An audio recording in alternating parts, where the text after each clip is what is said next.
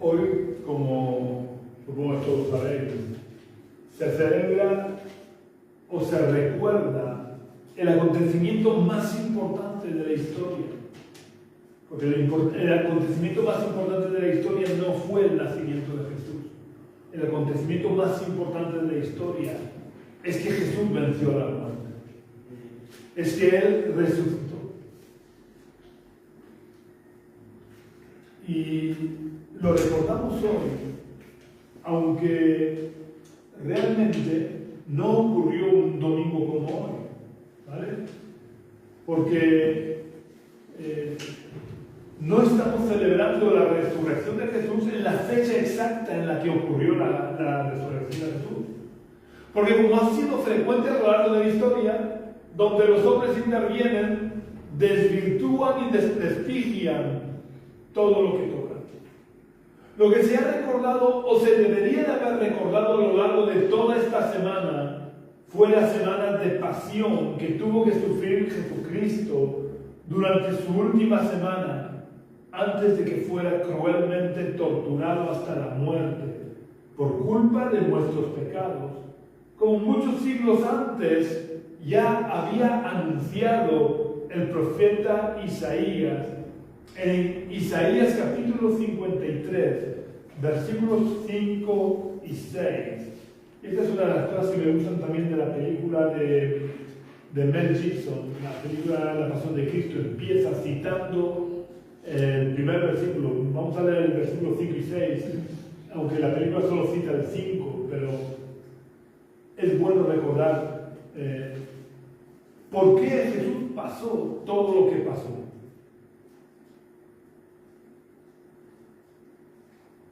En Isaías 53, versículos 5 y 6 dice: mas él, herido fue por nuestras rebeliones, molido por nuestros pecados. Por darnos la paz, cayó sobre él el castigo, y por sus llagas fuimos nosotros curados. Todos nosotros nos descarriamos como ovejas, cada cual se apartó por su camino, mas Jehová cargó en él el pecado de todos nosotros. Pero, ¿cuándo ocurrió lo que el profeta relata? ¿Cuándo se cumplió la profecía de Isaías dada 700 años antes de Cristo?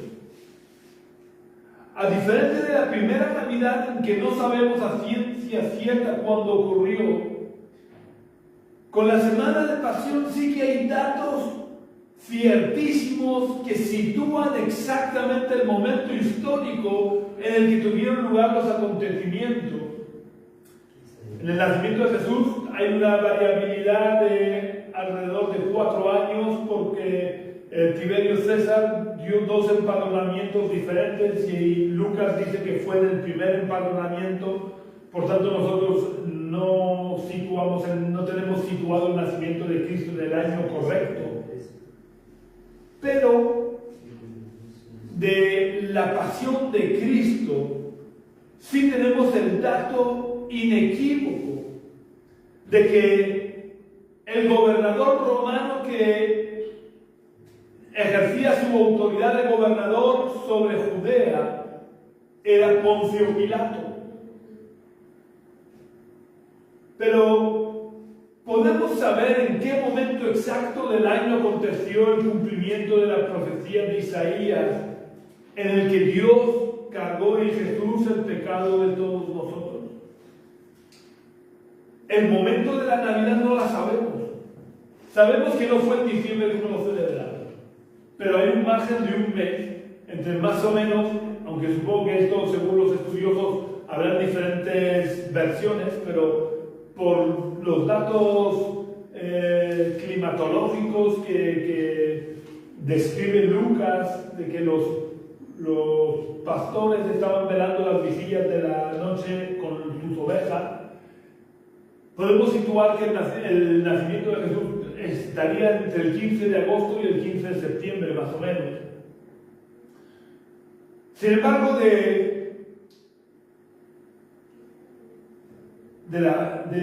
el momento en el año en el que tuvo lugar la Pascua, la semana de pasión y muerte, tortura, resurrección de Jesús, sí tenemos un dato histórico que hace que podamos saber el momento exacto del año en el que tuvo lugar. Y es que los evangelios nos dicen que esta semana de pasión fue justo durante la semana de la festividad de la Pascua judía, que se corresponde con la celebración profética de la liberación del pueblo de Israel de la esclavitud de Egipto, gracias al derramamiento de la sangre de un cordero sin defecto. En esta última Pascua celebrada por Jesús, Jesús fue el sacrificado como ese cordero sin defecto por cuyo derramamiento de sangre nosotros experimentamos la liberación de nuestra esclavitud del pecado. Es decir, tenemos la certeza de que Jesús sufrió la tortura, la muerte en la cruz y la resurrección durante la festividad de la Pascua judía.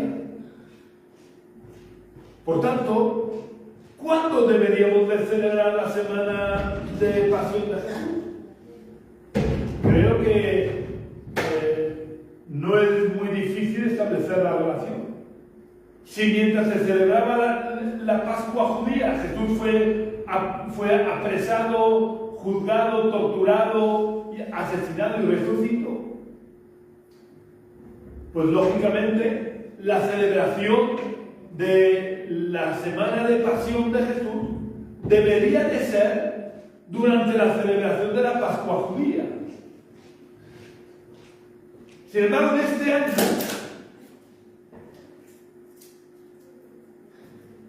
la Pascua judía se celebra del 22 al 30 de abril, es decir, a partir del martes que viene. Por lo que deberíamos de celebrar como domingo de resurrección no hoy, sino el domingo 27. Entonces, ¿por qué celebramos hoy, 20 de abril, la resurrección? ¿Por qué la celebramos una semana antes de lo que ocurrió? Pues por la misma razón que celebramos la Navidad en una fecha que sabemos que no ocurrió realmente. Y el celebrar festividades en fechas que no se corresponden es debido a la paganización que sufrió la iglesia cristiana a raíz del edicto de Tesalónica promulgado por el emperador Teodosio, a través del cual obligaba, y esto quiero enfatizarlo, obligaba a todo habitante del imperio. No es que daba libertad, porque ya uno de sus antecesores, Constantino, ya dio libertad con el edicto de Milán. Teodosio, con el edicto de Tesalónica, obligó a todo habitante del imperio a convertirse al cristianismo, bajo pena de persecución y tortura a quien no se convertía. Evidentemente, cuando se obliga a alguien a convertirse bajo la amenaza de que si no lo hace será perseguido, encarcelado y torturado hasta la muerte, no hay conversiones reales, sino que la población del imperio simuló convertirse para evitar la persecución, pero en la mayoría de los casos no eran conversiones genuinas, sino simuladas con el único fin de evitar la persecución. De esta manera la iglesia se llenó de personas que no eran realmente cristianas de corazón y que muchas de ellas seguían practicando ritos paganos en secreto en sus casas. Algunas de estas personas fueron ascendiendo en el liderazgo de la iglesia, dado que quien deseaba poder, el camino más corto, el camino más rápido para llegar a poder ejercer poder y autoridad sobre la población, era a través del liderazgo de la iglesia. Porque la iglesia se quedó ligada al poder político.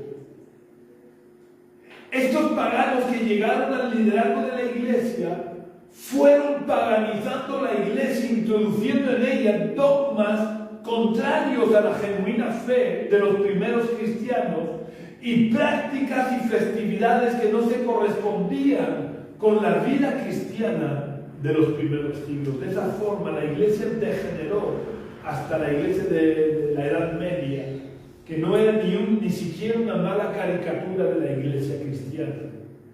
Era una iglesia totalmente apóstata, una iglesia totalmente alejada de los principios establecidos por Dios en su palabra. Por eso se introdujeron la adoración a las imágenes, se introdujeron las procesiones, todo este tipo de prácticas que son totalmente contrarias a lo que Dios establece en su palabra. En este tiempo oscuro y convulso de la iglesia se empezó a difundir la enseñanza de que los judíos eran los responsables de la muerte de Jesús, olvidándose de lo dicho por el profeta Isaías, de que Dios cargó en él el pecado de todos nosotros. Es decir, si hubo algún responsable de la muerte de Jesús, no fueron solo los judíos, fuimos todos nosotros, porque Jesús murió por culpa de nuestra rebelión y por culpa de nuestros pecados. Pero como se extendió rápidamente esa enseñanza, la iglesia comenzó a asumir el antisemitismo, por lo que quiso diferenciarse y distanciarse lo más posible de los judíos, por lo que el liderazgo pagano de la iglesia dijo: para que no nos confundan ni confundan nuestras celebraciones con las celebraciones judías. Si los judíos celebran la Pascua en esta semana concreta, nosotros la celebraremos la semana anterior. Nosotros celebraremos la pasión de Jesús la semana anterior, quitándole el sentido de la semana de pasión. Porque la semana de pasión está íntimamente ligada a la semana de la Pascua, dado que la Pascua era un anuncio profético de la semana de pasión, porque el Cordero fue sacrificado para la liberación del pueblo de Israel de la esclavitud de Egipto. El Cordero fue sacrificado, es decir, el juicio cayó sobre el Cordero para que el juicio de Dios no cayera sobre los primogénitos judíos. Pues los líderes paganos de la iglesia quisieron separar la semana de pasión de la semana de Pascua, cuando habían ocurrido al mismo tiempo. Y por eso, ya digo, dijeron: si los judíos celebran la Pascua, no sé muy bien cuándo es que tiene que ver con el calendario lunar, creo que es después de no sé cuántas semanas creo que es la luna nueva o la luna llena del paso de invierno a primavera. No estoy muy seguro de cómo va el tema, pero sí estoy seguro, y esto es un hecho demostrado, es que la pasión tuvo lugar durante la Pascua judía. Por tanto, deberíamos de celebrar o recordar la semana de pasión durante la festividad judía de la Pascua.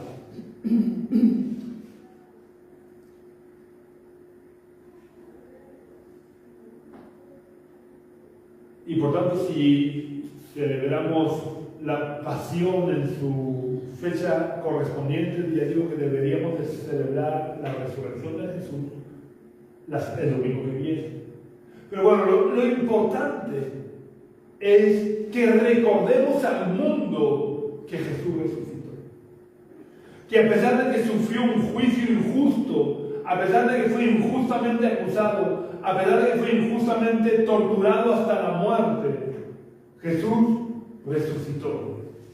Y debemos de recordarle al mundo que nuestra fe en la resurrección de Jesús no es una fe abstracta o sin ninguna base. La resurrección de Jesús, en primer lugar, tenemos que tener claro que es la base o el fundamento de nuestra salvación. Esto lo explica el apóstol Pablo en su carta a los Romanos, capítulo 10 y versículo 9.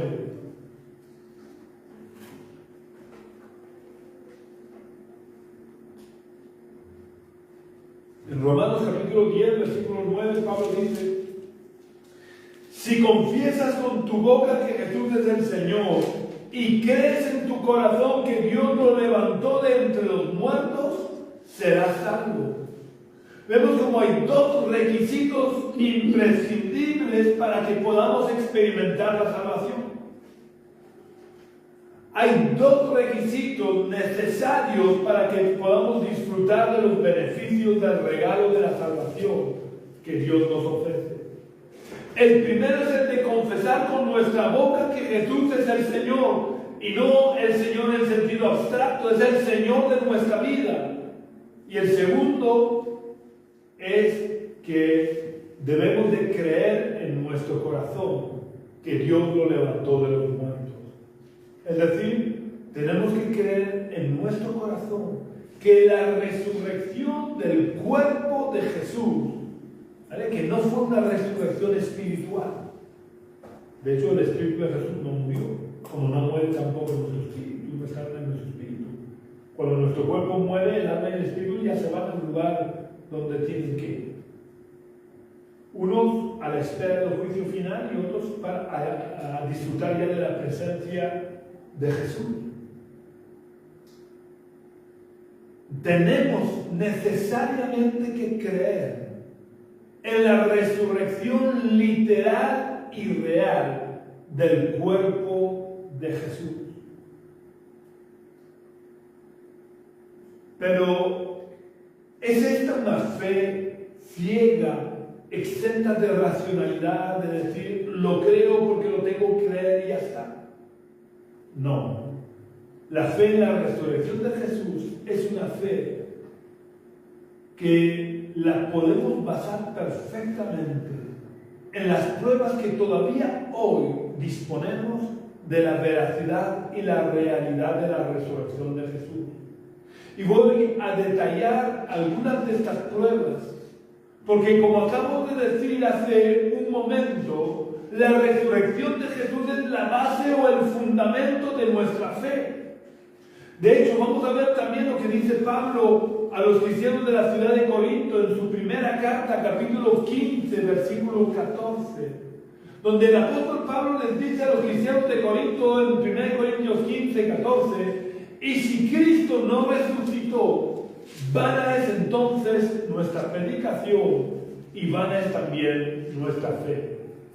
Si Cristo no resucitó, vana es nuestra fe. O dicho de otra manera, nuestra fe queda vacía de contenido si en verdad Cristo no hubiera resucitado. Por eso espero que cuando termine el mensaje hoy, todos los que estáis aquí y todos los que me escucháis por internet, os quede bien claro que el hecho de la resurrección de Jesús, si no fuera por la cuestión religiosa, sería un hecho admitido y asumido como cierto por toda la sociedad. Vamos a ver algunas de estas pruebas que deben darnos seguridad de la resurrección de Jesús. La primera gran prueba en la que descansa la seguridad de la resurrección de Jesús fue la gran cantidad de testigos que lo vieron vivo después de haber muerto en la cruz. La resurrección de Jesús no fue un hecho oculto que pasó desapercibido. Jesús adrede se mostró vivo a gran cantidad de personas para que no hubiera dudas de la veracidad de su resurrección. La ley de Moisés exigía que para dar crédito o para dar veracidad al testimonio de una persona debía de estar confirmado como mínimo por 2 testigos. Incluso en la actualidad, en los juicios, el peso de una evidencia se ve reforzada por la cantidad de testigos que den testimonio de lo ocurrido, evidentemente de testigos fiables que den testimonio de lo ocurrido. Pues la resurrección de Jesús, desde luego, no tuvo lugar, como os acabo de decir, en un lugar oculto, ya que se apareció en primer lugar a un grupo de mujeres, cuando el primer día de la semana, es decir, el domingo, fueron al sepulcro y lo hallaron vacío. Después, Jesús se apareció a 2 discípulos que iban camino de la aldea cercana a Jerusalén llamada Emaús. Después se apareció 2 veces a todos los discípulos reunidos en el aposento alto en Jerusalén. Y aunque no es el mismo momento, pero tengamos en cuenta que el día de Pentecostés habían 120 personas reunidas en el aposento alto. Probablemente aquí podemos pensar, suponer que habrían las mismas personas, porque los que estaban viviendo la muerte de Jesús, los que estaban atemorizados por lo que podría pasarles a ellos habiendo visto lo que habían hecho al cabecilla, eran los mismos que luego fueron y vieron la ascensión de Jesús, y fueron los mismos a los que Jesús les dijo que esperaran en Jerusalén y que por tanto estaban reunidos el día de Pentecostés. Pero como mínimo estaban habían 10, los 10 apóstoles, porque faltaba, la primera vez faltaba Tomás. Pero después, la segunda vez que se aparece en medio de los reunidos en el aposento alto, estaba ya Tomás también, luego 11.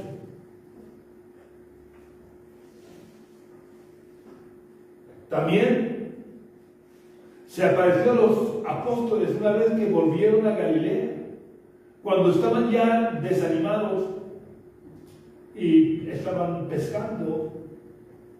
Jesús se les aparece en la orilla y les dice que vayan a cenar, y es cuando tiene la conversación con Pedro, que le pregunta: Pedro, ¿me amas? Después Jesús se apareció a Esteban, poco antes de morir en el martirio, cuando estaba ya siendo apedreado y ya le faltaba poco para morir. Él vio el cielo abierto y vio a Jesús sentado a la diestra del Padre. También Jesús se apareció después a Saulo, luego conocido como Pablo, cuando iba camino de Damasco. Pero esto no es todo.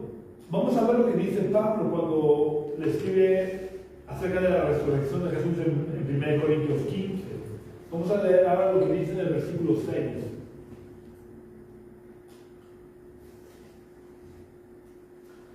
Pablo dice: después apareció a más de 500 hermanos a la vez, de los cuales muchos viven aún y otros ya han muerto. Si por la ley de Moisés quedaba establecida la veracidad del testimonio de una persona al presentar 2 testigos que confirmaran su testimonio, ¿cuánto más queda establecida la veracidad de la resurrección de Jesús?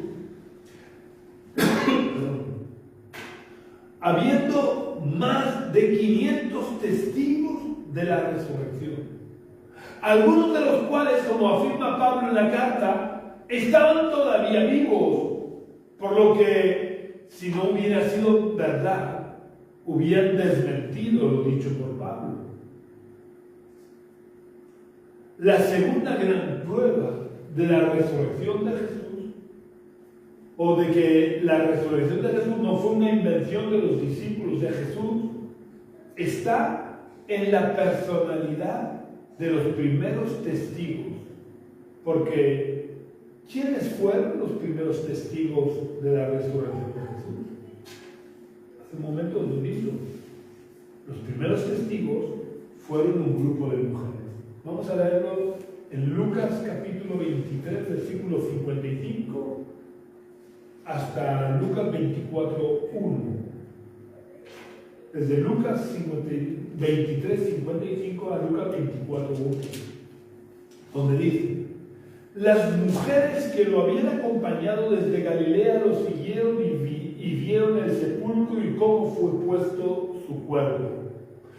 Al regresar, prepararon especias aromáticas y ungüentos y descansaron el sábado conforme al mandamiento.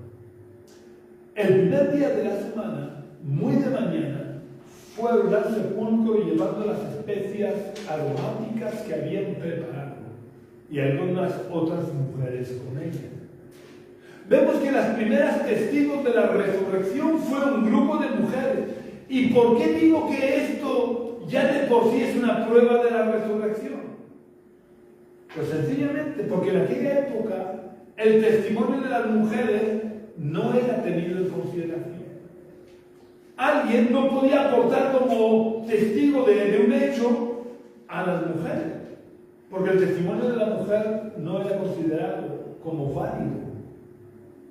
Por lo que si el relato de la resurrección de Jesús hubiera sido una invención de los apóstoles, no hubieran dicho, jamás se les hubiera ocurrido poner como primeras testigos de la resurrección a un grupo de mujeres cuyo testimonio no era tomado en consideración. Y mucho menos hubieran especificado que una de ellas era María Magdalena, como sí lo especifica Mateo, Marcos y Juan. En Lucas no, pero Mateo, Marcos y Juan especifican que una de ellas era María Magdalena. ¿Y por qué digo que no hubieran puesto a María Magdalena como primera testigo junto al grupo de mujeres? Porque María Magdalena, antes de convertirse, era una prostituta. ¿Quién iba a creerse en la palabra de una prostituta? Si ya el testimonio de las mujeres no era creíble, ¿cuánto menos el testimonio de una prostituta? Así que, ¿quién en su sano juicio traería en un juicio como testigos a personas cuyo testimonio no es tomado en consideración? Habiendo podido ponerse ellos como primeros testigos. Es decir, si ellos se hubieran inventado la resurrección, hubieran dicho que Pedro, que Andrés, que Juan, que Santiago, cualquiera de los apóstoles de Jesús eran los primeros testigos. Jamás se les hubiera ocurrido poner a las mujeres como testigos de la resurrección de Jesús. La tercera gran prueba de la resurrección de Jesús es el cambio de opinión de personas que en un principio no se creyeron la resurrección de Jesús. Porque podríamos pensar, bueno, los demás o el grupo de mujeres estaban ciegos por esa fe irracional que a veces la gente tiene, que es capaz incluso de suicidarse, como se ha visto a veces. Los que tenéis cierta edad, recordaréis en Estados Unidos como un líder de una secta convenció a todos los miembros de la secta para que se tomaran veneno y se mataran todos. Podríamos pensar, este grupo de personas promulgaron la resurrección de Jesús porque fueron convencidas gracias a esta fe ciega que tenían. Pero es que resulta que hubo algunos de ellos que se negaron a creer en la resurrección de Jesús. Aun cuando los demás compañeros le estaban diciendo que hemos visto a Jesús resucitado, que ha estado aquí en medio de nosotros. Como fue el caso de Tomás. O incluso de los hermanos de Jesús. Los hermanos de Jesús, ninguno fue discípulo de Jesús. Al contrario, alguna que otra vez fueron con María, lo llamaron pensando que estaba un poco loco. Luego la conversión tanto de Tomás como de los hermanos de Jesús es una prueba real de la resurrección de Jesús. Tomás era tan incrédulo, era tan estrecho de mente, que fue capaz de decir: si yo no meto mi dedo en sus llagas y mi mano en su costado, es decir, en la herida de la lanza, no creeré que era resucitado. Así que la siguiente vez que Jesús se aparece al grupo de discípulos, van directamente a Tomás y le dice: Tomás, mete tu dedo en mis llagas y tu mano en mi costado, y no seas incrédulo, sino que pienses. A partir de ese momento, Tomás predicó la resurrección de Jesús. Y no solo es que creyó en la resurrección de Jesús, es que se dejó matar por no negar la resurrección de Jesús. Tenemos también el caso del apóstol Pablo, este Saulo que perseguía a los cristianos, que no creían para nada que Jesús fuera el Mesías. Sin embargo, Jesús se le apareció en el camino de Damasco. Y a partir de ese momento, Pablo pasó de ser perseguidor a ser perseguido y llegar a dar su vida. La cuarta gran prueba de la resurrección de Jesús es la transformación que experimentaron los discípulos. Los discípulos de Jesús pasaron de ser unos perfectos cobardes que abandonaron a Jesús en Getsemaní huyendo como ratas cuando prendieron a Jesús. Fueron transformados hasta dejarse matar de una manera atroz por no negar la resurrección. Esto solo se explica si tuvieron realmente un encuentro con el Cristo resucitado que les llevó a tener una fe inquebrantable en Jesús y en la futura resurrección de los muertos. Es verdad que muchas personas se dejan matar o se inmolan por una mentira, porque creen que esa mentira es verdad. Pero si los discípulos se hubieran inventado el relato de la resurrección de Jesús, no se hubieran dejado torturar hasta la muerte por afirmar que Jesús había resucitado. Porque ellos hubieran sido la fuente de la mentira. Por lo que estarían seguros, sabrían a ciencia cierta que la resurrección era una mentira. Y no es posible dejarse matar por algo que se sabe a ciencia cierta que es mentira. Porque los seres humanos nos podemos dejar matar por una mentira que creemos que es verdad, pero nunca por una mentira que sabemos que es mentira. La quinta prueba de la resurrección de Jesús es la tumba vacía de Cristo. No existe ninguna explicación posible ni razonable de que la tumba de Jesús estuviera vacía, a no ser por el hecho de la resurrección.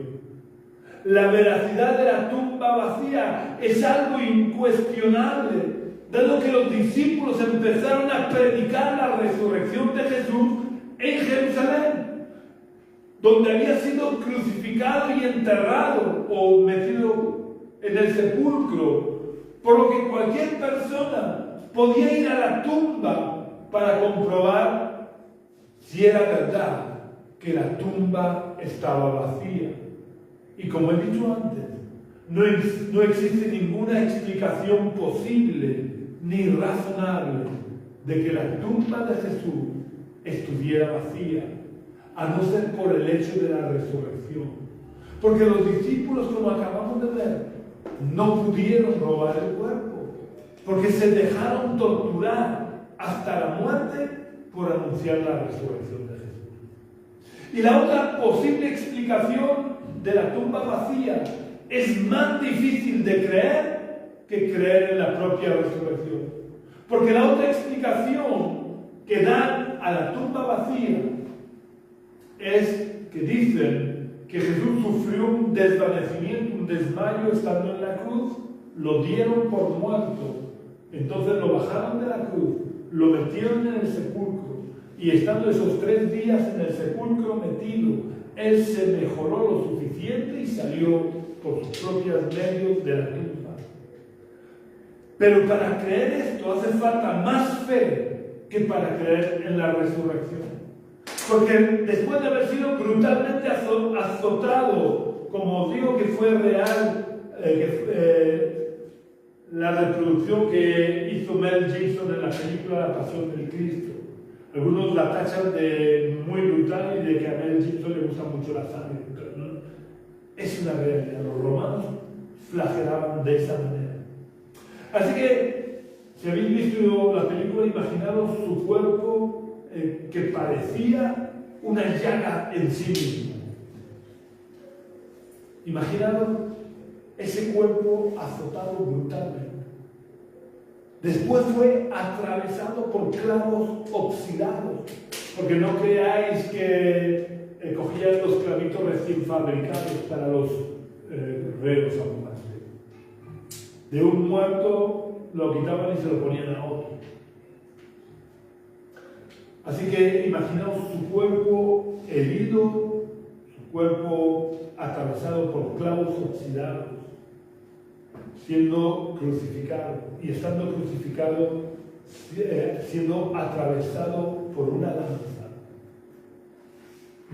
Imaginemos que ha sufrido un desvanecimiento, que lo bajan de la cruz y lo meten en una cueva húmeda y no le dan medicamentos, no le dan alimentos, no le dan de beber.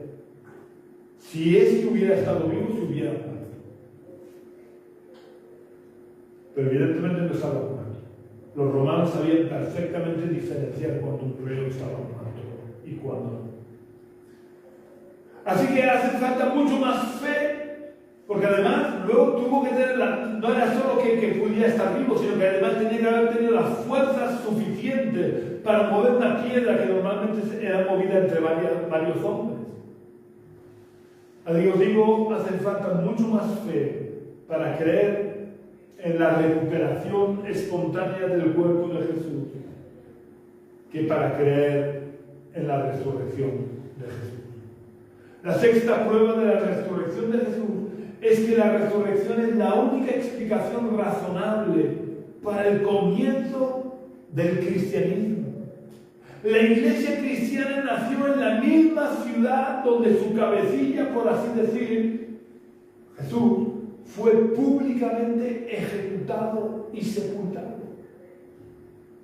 La creencia en un Jesús resucitado tuvo que haber sido auténtica para haberse enraizado en Jerusalén, donde había ocurrido la muerte de Jesús, y extenderse rápidamente como la pólvora por todo el imperio romano. Hay otras pruebas de la resurrección de Jesús, como la transformación experimentada por Pablo, que ya la he citado. Pero he dado suficientes pruebas para que podamos tener claro que nuestra fe en la resurrección de Jesús no es una fe abstracta o basada en un mito o en una leyenda. Nuestra fe es una fe racional, basado en un hecho histórico demostrado e indubitable. Por eso quien no quiere creer es totalmente responsable delante de Dios, porque Dios ha dejado suficientes pruebas de la veracidad de la resurrección de Jesús para que no tengamos excusa. Ahora vamos a ver algunos motivos por los que es importante la resurrección de Jesús para nosotros los cristianos. El primer motivo por el que es importante es porque la resurrección de Jesús manifiesta el inmenso poder de Dios, dado que fue Dios quien lo levantó de los muertos. Es decir, Dios está por encima de la muerte y la vida, y aún la muerte tiene que obedecer a Dios.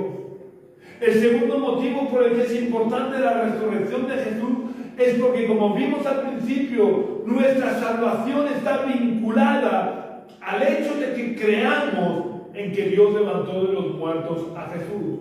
Como vimos que explica Pablo en Romanos 10, versículos 8 y 9, cuando dijo: ¿pero qué dice? Cerca de ti está la palabra, en tu boca y en tu corazón. Esta es la palabra de fe que predicamos. Si confiesas con tu boca que Jesús es el Señor y crees en tu corazón que Dios lo levantó de entre los muertos, serás salvo. Vemos como el segundo requisito para ser salvo es creer en el corazón que Dios lo levantó de entre los muertos. Por lo tanto, es fundamental basar nuestra fe en la resurrección de Jesús. Tenemos que creer con todo nuestro corazón que Dios lo levantó de entre los muertos, porque si no somos capaces de creer esto, estamos dudando del poder de Dios y estamos dudando de la veracidad de la palabra de Dios. El tercer motivo por el que es importante la resurrección de Jesús es porque si Jesucristo no hubiera resucitado, nuestra fe sería vana y absurda, como hemos dicho antes, y que Pablo explica en 1 Corintios 15, los versículos 14 y el 17.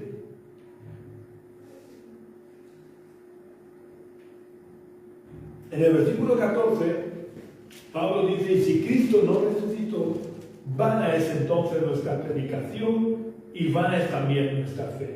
Y el versículo 17 dice: si Cristo no resucitó, vuestra fe es vana, aún estáis en vuestros pecados. Voy a leeros estos dos versículos en la traducción de la Biblia, la palabra, que creo que queda un poquito más claro el significado de estos dos versículos. La traducción de la Biblia, la palabra, dice, en 1 Corintios 15, 14, dice: y si Cristo no ha resucitado, tanto nuestro anuncio como vuestra fe carecen de sentido. Y en 1 Corintios 15, 17 dice: y si Cristo no ha resucitado, vuestra fe carece de valor y aún seguís hundidos en el pecado.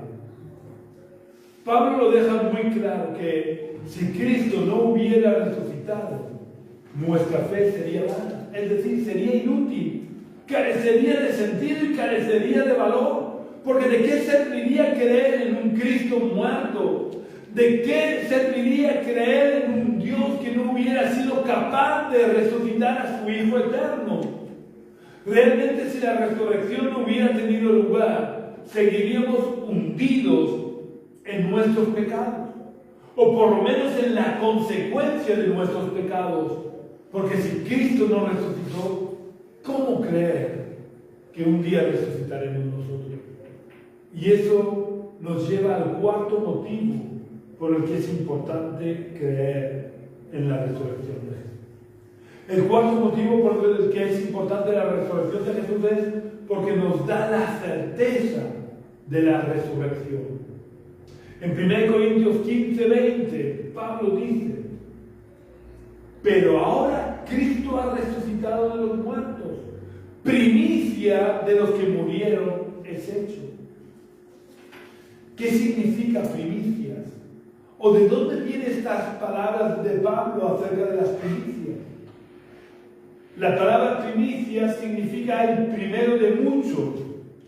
Y en la fiesta judía de las primicias, el pueblo de Israel traía al templo los primeros frutos de la cosecha, y esta fiesta de las primicias era un anuncio profético de la resurrección de Jesús, porque Jesús es hecho las primicias de los muertos en Cristo. Las primicias tenían que ser los primeros frutos de la cosecha, y Jesús es el primero, o el primer fruto de la cosecha de almas que resucitaremos por haber puesto nuestra fe y nuestra esperanza en la resurrección de Jesús. El quinto y último motivo que vamos a ver por el que es importante la resurrección de Jesús es porque demuestra que Dios aceptó el sacrificio de Jesús a nuestro favor. Si Dios no hubiera aceptado el sacrificio de Cristo en nuestro lugar, no lo hubiera resucitado de los muertos. Por lo que el hecho de que Jesús resucitara nos da la paz y la tranquilidad de saber que nuestros pecados han sido perdonados, porque Dios aceptó el sacrificio de Cristo por nuestros pecados. Hoy hemos visto la irrefutable realidad de la resurrección de Jesús y la importancia que tiene para nuestra salvación que creamos en ella. Por lo que quiero preguntarte: ¿quieres seguir negando lo innegable, o vas a rendirte a la evidencia de que Cristo resucitó de entre los muertos? ¿Quieres seguir viviendo de espaldas a la realidad de la resurrección de Jesús? ¿O vas a dar un giro a tu vida y vas a abrazar la realidad de la resurrección de Jesús? Es solo cuestión de tu decisión. Hay pruebas suficientes de su veracidad. La resurrección de Jesús es un hecho innegable. Así que si quieres rendir tu corazón a la evidencia de que Jesús murió por tus pecados y resucitó para darte una nueva vida, lo primero que tienes que hacer es entregarle a Jesús tu corazón. Es entregarle al Cristo resucitado tu corazón, no al Cristo de las imágenes, no al Cristo de las procesiones, al Cristo resucitado, al que se apareció vivo a sus discípulos, al que se apareció vivo a Esteban, al que se apareció vivo a Pablo. Y para eso te invito a que repitas la oración que voy a hacer. Cerremos por unos momentos nuestros ojos. Vamos a orar. Señor y Padre Celestial, quiero darte muchas gracias por permitir que Jesús muriera en la cruz por nuestros pecados. Gracias por aceptar su sacrificio en lugar de mis pecados. Gracias por cargar sobre Él mis rebeliones. Yo te pido ahora que tú me perdones. Te pido que tú me limpies de todo pecado. Oh Dios, yo quiero apropiarme del sacrificio que Cristo hizo en la cruz por mí. Quiero recibir el regalo de la salvación y para eso abro la puerta de mi corazón de par en par a Jesús y le invito a que entre en mi corazón para ser el Señor de mi vida. Desde hoy y para siempre quiero hacer tu voluntad. Quiero dejarte que tú reines en mi mente, en mi corazón y en todo mi ser. En el nombre de Jesús. Amén. Si has hecho la oración, no dejes de buscar una iglesia donde se predique la verdad del Evangelio y no tradiciones humanas. Donde se ore al Cristo resucitado y no a las imágenes muertas que tienen ojos y no ven, manos y no pueden tocar, boca y no pueden hablar. Y cuando encuentres esa iglesia donde se predique al Cristo resucitado, únete a ello, porque todos necesitamos ser miembros del cuerpo que es la iglesia. Ninguno podemos vivir en solitario la fe. Pero si no has hecho hoy la oración, no dejes de aceptar a Jesús en tu corazón y de arrepentirte de tus pecados. Hazlo lo antes posible, porque nadie sabemos qué va a ocurrir dentro de un segundo. Tal vez mañana sea demasiado tarde para ti. A lo mejor hoy esta es la última oportunidad que Dios te está dando para que aceptes a Jesús en tu corazón. También quiero pedirte que puedas compartir este culto en todas tus redes sociales. No te limites a escucharlo tú y ya está. Haz que este mensaje se multiplique y lo puedan escuchar más personas, compartiendo este culto en tus redes sociales. Solo te coge unos segundos el darle a compartir y para que lo compartas en tus redes sociales. Ya sabéis también que si queréis contactar con nosotros, podéis venir a visitarnos y compartir el culto de forma presencial con todos nosotros. Podéis venir a la calle Río Júcar, número 19 bajo, del barrio de los Dolores de Cartagena, que es el lugar donde tenemos nuestras reuniones presenciales los domingos a las 11 de la mañana. Si queréis visitarnos, seréis muy bienvenidos. Os esperamos a todos vosotros el domingo próximo, si Dios quiere. Si no puedes venir de forma presencial, por lo menos no te pierdas el culto de forma digital, por internet. También puedes contactar conmigo a través del teléfono que figura en esta página de Facebook de la Iglesia Génesis, o puedes visitar nuestra web, que es iglesiagenesis.org. www.jindofree.com. Iglesia Génesis se escribe tal cual suena, .jindofree, deletreado JIMDOFREE.com. Un abrazo muy fuerte, que Dios te bendiga grandemente. Hasta la semana que viene.